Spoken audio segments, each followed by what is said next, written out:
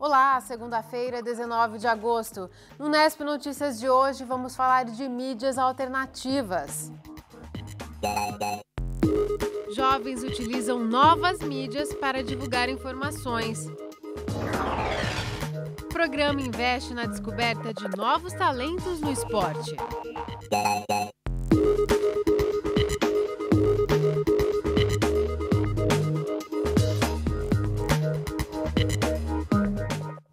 A gente começa falando de saúde. O Ministério Público Estadual instaurou um inquérito civil público na última sexta-feira para investigar a denúncia de que médicos da Rede Municipal de Saúde de Bauru batem o ponto, mas não cumprem a jornada de trabalho. A suposta irregularidade foi trazida a público por membros do Conselho Gestor do Pronto Socorro Central numa reunião da Comissão de Saúde da Câmara. Sem citar nomes, os conselheiros disseram que médicos do pronto atendimento infantil registram a chegada ao trabalho, mas não permanecem na unidade durante os plantões. O promotor de justiça, Fernando Marcelo Helene, disse que o Ministério Público vai deliberar ainda hoje sobre esse inquérito e notificar as partes envolvidas.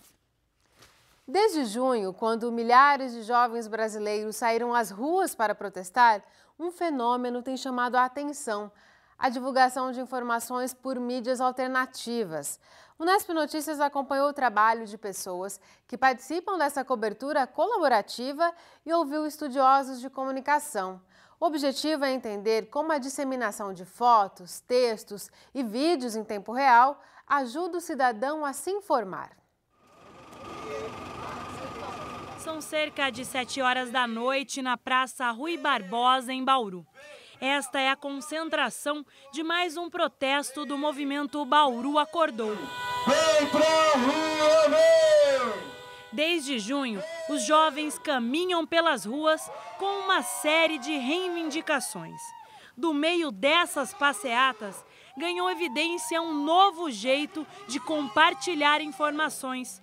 A notícia agora também sai do meio dos protestos, sem depender apenas de jornais e emissoras de TV. A primeira coisa é da gente conseguir trazer a cobertura alternativa, é da gente conseguir trazer a narrativa de quem está fazendo o ato, a ação. As coberturas geralmente tratam o factível, a gente tem que trazer o que está expressando aquele movimento, tentar traduzir a narrativa que está colocada em si. Acho que esse que é o grande diferencial. A prática vem principalmente dos jovens. Eles acompanham a manifestação e registram os fatos através de dispositivos móveis, como celulares e câmeras digitais. São vídeos e fotos que vão direto para a internet e para as redes sociais e criam uma fonte alternativa de informação. Eu acho que a importância é trazer um olhar que não vem de uma grande mídia, trazer um olhar que vem de cidadãos normais, que estão no dia a dia também. E acaba que na internet a gente tem completamente liberdade de escrever ali o que a gente quer. Então, não vai passar por uma editoria onde talvez tenha algo. A gente simplesmente vai fazer uma narrativa do que a gente está vendo aqui, o que realmente está acontecendo, né? Dentre os grupos que alimentam esta fonte alternativa, ganhou destaque o coletivo Mídia Ninja. Ele usa as redes sociais para divulgar informações e transmitir os protestos em tempo real. Mídia Ninja, estamos ao vivo. Uma prática que amplia, inclusive, as informações que a mídia tradicional consegue narrar. A ótica do jornal, às vezes da grande mídia, às vezes não dá conta de cobrir isso, também às vezes não cobre isso, e a gente lida com o espaço que as plataformas que eles têm, eles conseguem isso, colocar isso em outros meios que permite essa maior liberdade, esse maior espaço mesmo. Neste ano, a área de comunicação completa 50 anos de pesquisa científica no Brasil. Por isso, o destaque dos meios alternativos surge como um novo fator que merece estudos. Nós aproveitamos um encontro com alguns dos maiores pesquisadores da área para entender o que esta nova forma de comunicar representa para a sociedade. Muitas pessoas hoje conseguem colocar as suas próprias informações. Isso tem o lado ruim, porque muitas vezes não tem a capacidade de checar a veracidade das informações. Então, a multiplicação das informações pode gerar também confusão. Mas a opinião pública acaba também se abastecendo de diversas fontes. Isso permite à população, de maneira geral, entender de uma maneira mais diversa e, consequentemente, mais democrática os diversos movimentos que estão acontecendo no país. Há anos atrás, ninguém imaginava que uma televisão de padrão de qualidade colocasse um vídeo tremido feito por um celular. Mas o que importa agora não é a qualidade da imagem, é o imediatismo, é o ultra-imediatismo da informação. Aqueles que continuam insistindo nos velhos padrões, os velhos modelos tendenciosos, estão gerando a sua própria cova. Se eles não aprenderem com as novas gerações, eles vão acabar. Junto com os benefícios, surgem também as dúvidas. Esse tipo de cobertura pode ser classificada como jornalismo ou é apenas um fenômeno de comunicação? A pergunta talvez fosse um pouco discriminatória. Dizer que fazem jornalismo significa dizer que fazem comunicação. Dizer que fazem comunicação significa também dizer que fazem jornalismo. Eu acho que eles fazem comunicação. E não significa dizer que dessa comunicação não tem a informação, não é? Não tem o sentido de abrangência de um número de pessoas maior ou menor, não tem nenhum desses nexos, não é, que são fundamentais no jornalismo. É um fenômeno recente que dificulta qualquer conclusão sobre o papel das mídias alternativas na história do Brasil e da comunicação. Eu acho que nós devemos dar maior atenção nas perspectivas do futuro a essas novas manifestações e, sobretudo, tentando verificar se elas realmente funcionam. A gente continua com esse assunto logo depois do intervalo. O professor Luiz Alberto de Farias é o nosso entrevistado. Voltamos já.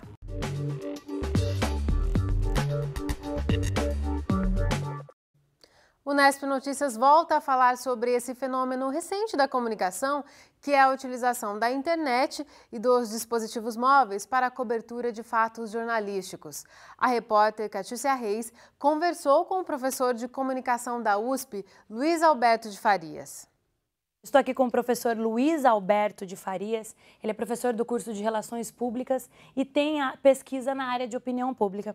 Professor, fala-se muito hoje em dia em opinião pública, mas será que as pessoas sabem mesmo o que é esse conceito? Queria que o senhor explicasse para a gente. Bom, opinião pública é com certeza um conceito bastante amplo, justamente pela sua volatilidade. Ela se transforma o tempo todo. Opinião pública tem relação direta com a capacidade de as pessoas receberem informações e as decodificarem. Então, à medida que eu não tiver informação em suficiência, em quantidade, em clareza, em volume, talvez eu tenha mais dificuldade de ter opinião sobre um determinado conceito, um determinado contexto. Então, quanto melhor informado eu estiver, maior potencial eu terei de formar uma opinião a respeito de um assunto e contribuir com uma opinião que expresse a maioria coletiva, que expresse um determinado grupo de pessoas que, de alguma maneira, tenha relação entre si, os chamados públicos, que tenham objetivos que, de alguma maneira, os conectem. Não necessariamente estejam próximos fisicamente, quanto mais hoje, em tempos virtuais, em tempos de desterritorialização, mas o importante é que haja uma característica que aproxime esses públicos e que essa opinião seja representativa, não unânime, representativa. Então, a gente pode falar que a opinião pública não é homogênea também, tem várias opiniões públicas? Eu diria que cada público vai ter uma expressão opinativa, e essa expressão opinativa, de maneira geral, vai se reunir em algum momento, vai gerar um processo de imbricação, de junção, e isso vai ser representante de um determinado grupo de pessoas, que pode ser um grupo dentro da empresa, que pode ser um grupo dentro de um bairro, de uma cidade. E aí, quando a gente pensa em opinião pública, a ideia sempre é a opinião que vai representar a maioria, que vai ser a opinião consensual.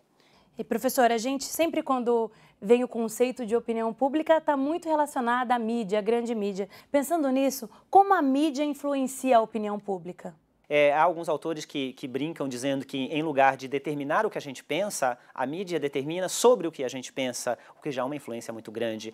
É claro que hoje estamos em um processo de discussão até que ponto essas mídias convencionais, tradicionais, de massa, influenciam. E muitos chegam até a dizer que talvez elas já não influenciem tanto. Eu tenho certeza que elas influenciam muito. Afinal de contas, de modo geral, são elas que vão escolher o assunto sobre os quais nós vamos discutir no dia a dia.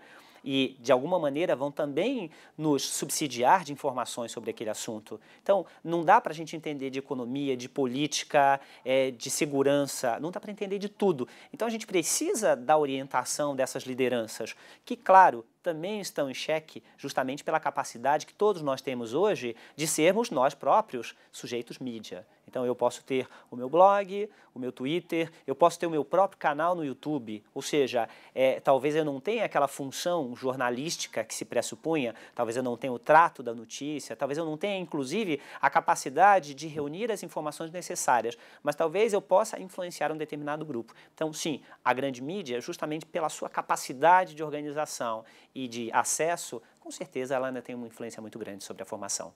Professor, essa influência é benéfica?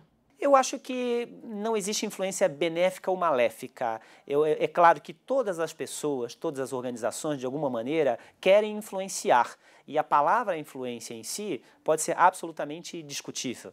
Ela tanto pode ir para o conceito de manipulação, quanto pode ir para o conceito de persuasão.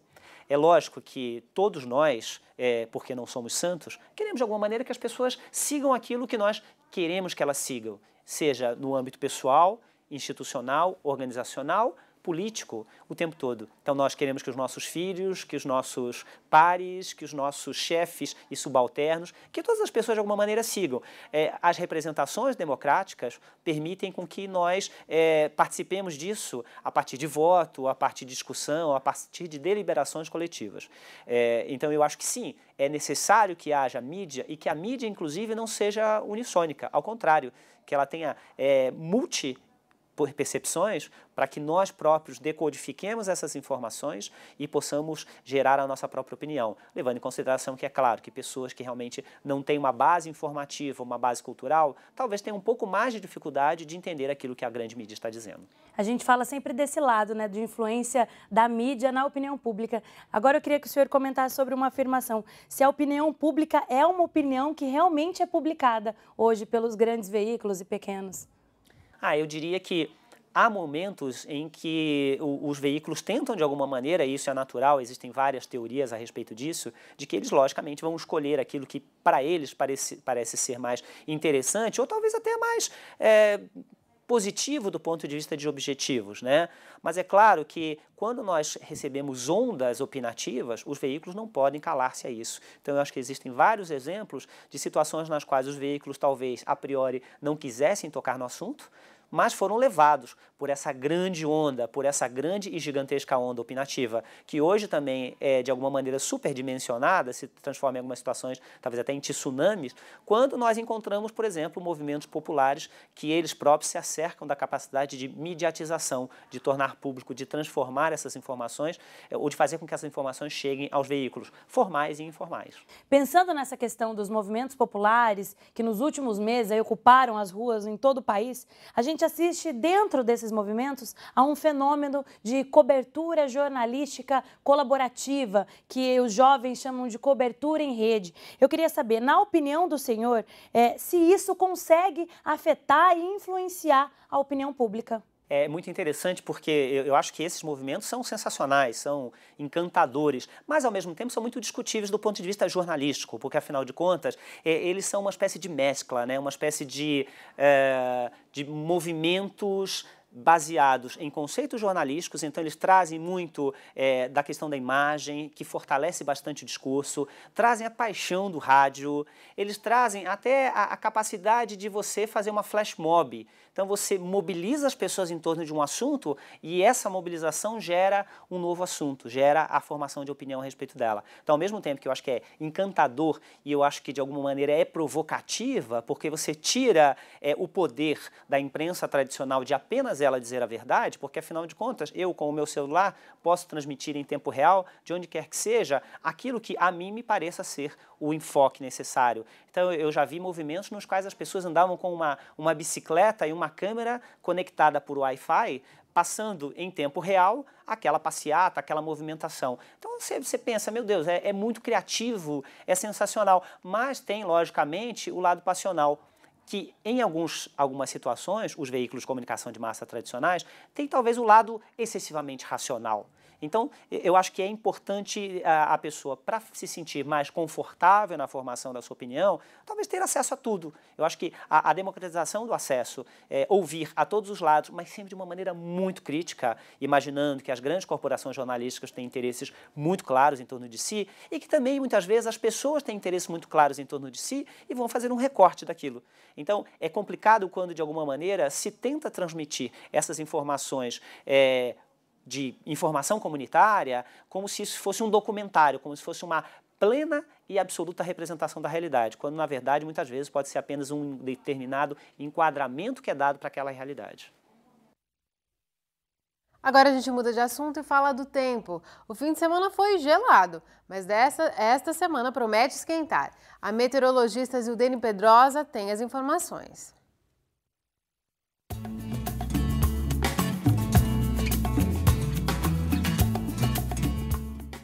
O tempo nesta semana ficará sem mudanças significativas, né?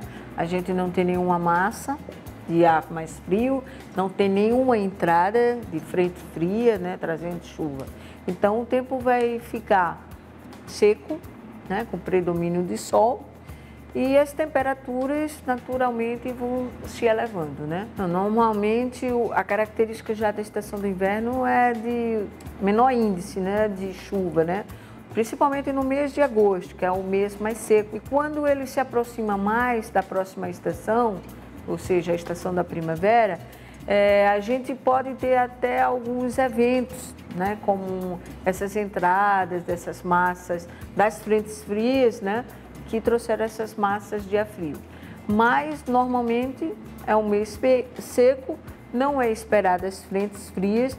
Quando as frentes vêm, dependendo da massa de ar seco que esteja predominando, as frentes passam mais pela faixa leste, ou seja, pelo oceano, não atuando significativamente no interior.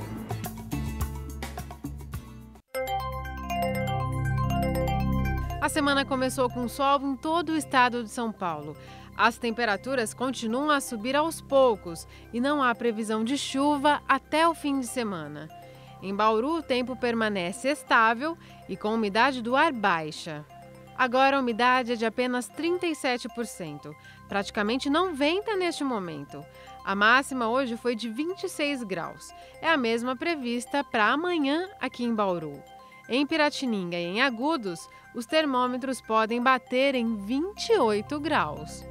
A Faculdade de Arquitetura, Artes e Comunicação, a FAAC da Unesp, realiza a partir de amanhã o 15º Congresso de Iniciação Científica. O evento tem cerca de 100 trabalhos inscritos por alunos que vão apresentar pesquisas desenvolvidas ao longo da graduação. O congresso começa com a conferência Pesquisa, Formação e Carreira, Desafios e Atalhos. É do professor Rogério Cristofoletti, da Universidade Federal de Santa Catarina. A palestra é amanhã, às 10h30 da manhã, na sala 1A. Mais informações no site da FAAC. E no próximo bloco você vai ver... O projeto ajuda no desenvolvimento de atletas do futuro. Voltamos já!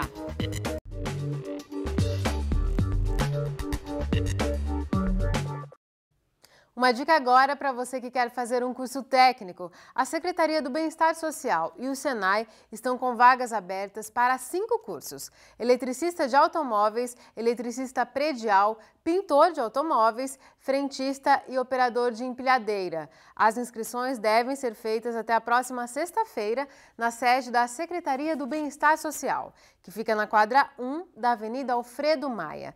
Para se inscrever, é preciso ter o cadastro único dos programas sociais do governo federal. Foi realizada ontem aqui na cidade a 6ª edição do Bauru Fast Car, evento que reuniu apaixonados por carros modificados. Competidores de Bauru e região participaram do concurso de carros rebaixados e de som automotivo.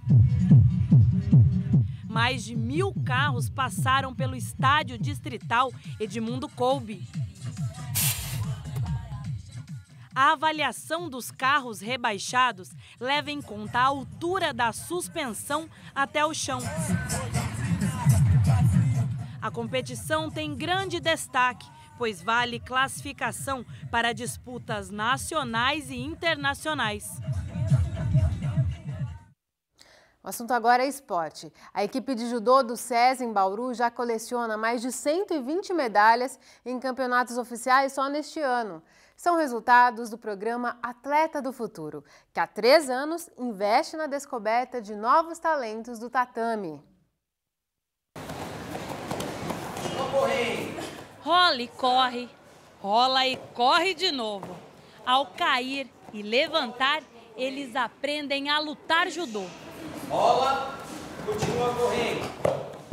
Essas são crianças do projeto Atletas do Futuro do SESI em Bauru. O treino até cansa, mas lutar judô vale a pena. É um esporte legal, ajuda você a ter bastante movimentação, a ter respeito e ordem.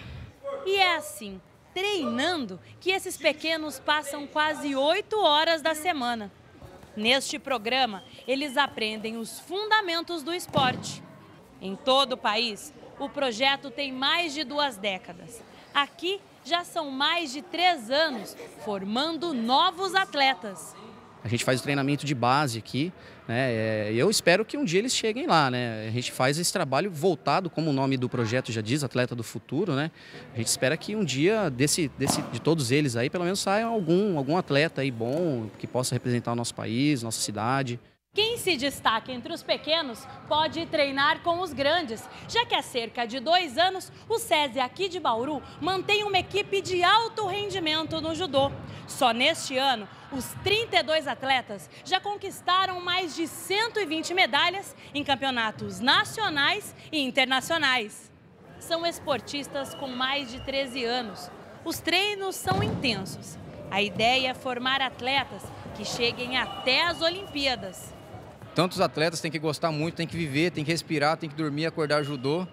E nós, na comissão técnica também, temos que viver isso daí o tempo todo. Acho que em tudo, né? Não só no judô, no que você for fazer para dar certo, você tem que gostar muito, ser apaixonado pelo que faz e não ter preguiça para trabalhar. Fazer tudo que você acha que tem que fazer e mais um pouco. A Bruna treina pesado. Ela foi chamada para a seleção brasileira e só neste ano já ganhou 4 medalhas de ouro e 2 de prata. E aí, qual é o segredo, Bruna? Nossa, treinar muito, se dedicar ao máximo para o judô, só para o judô. Tão novinha e ainda assim preocupada já com a sua carreira de atleta. Tem que ser, se eu quero um sonho, né, tem que correr atrás. Eles aprimoram a técnica, encaram o adversário, empurram, caem, despenteiam o cabelo e suam a camisa. Tudo isso faz parte e é essencial para o judoca. Para essa galera, a infraestrutura do SESI é uma das razões para o sucesso do time. Tem bastante material humano para treinar, tem bastante gente, qualidade de treino. O Sensei Marinho passa um treino bem específico para o judô. Tem parte física, tem alimentação, se quiser vir almoçar aqui, tem academia, tem tudo que a gente precisa para treinar, né? Para um atleta de alto rendimento precisa. Com essa equipe, a diversão até fica para depois. Mas aqui também tem espaço para sonhar. Com certeza, Mundial e Olimpíadas. Olimpíadas, né? Acho que é o sonho de qualquer atleta que está na Olimpíadas, né? Terminou ontem aqui em Bauru a 40ª edição da Gran Expo. Segundo os organizadores, nos 10 dias de evento, cerca de 350 mil pessoas passaram pelo recinto Melo Moraes. E amanhã tem a apresentação de Teatro de Bonecos aqui em Bauru, programa que não é só para crianças. O espetáculo O Sapato que Sabia Andar é o primeiro teatro de bonecos da companhia pensado especificamente para jovens e adultos. A peça é uma adaptação do livro de mesmo nome do autor bauruense Luiz Vitor Martinello. Os calçados fundam a cidade dos sapatos. Vale a pena conferir. Serão 2 sessões amanhã no Teatro Municipal, 3 da tarde e 8 da noite. Depois, quem assistir a peça poderá participar de um bate-papo com o autor do livro. Esse demônio! Ai, eu também quero fazer show. Ela quer fazer show. É isso por hoje. Amanhã às 5h30 a gente volta com mais notícias. Tchau!